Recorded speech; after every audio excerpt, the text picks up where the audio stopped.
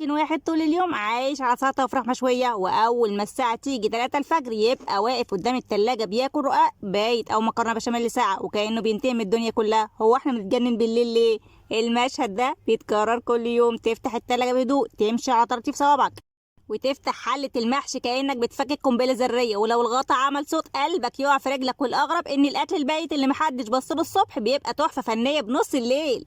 وتسأل نفسك هو أنا مش كنت شبعان من ساعتين؟ إيه المفاجأة؟ إن المشكلة غالبا مش في بطنك، إيه المشكلة في دماغك. علم النفس بيسمي ده الجوع العاطفي. بعد يوم طويل من الشغل والضغط والتفكير عقلك بيبقى مستنزف ويدور على أي حاجة تديه إحساس سريع بالراحة والمكافأة، خصوصا الأكل الدسم والسكريات. بيحقق الإحساس ده بسرعة. يعني أوقات كتير أنت مش جعان، أنت مرهق. عشان كده قبل ما تفتح التلاجة بالليل اسأل نفسك سؤال واحد: هو أنا جعان فعلا ولا أنا محتاج راحة؟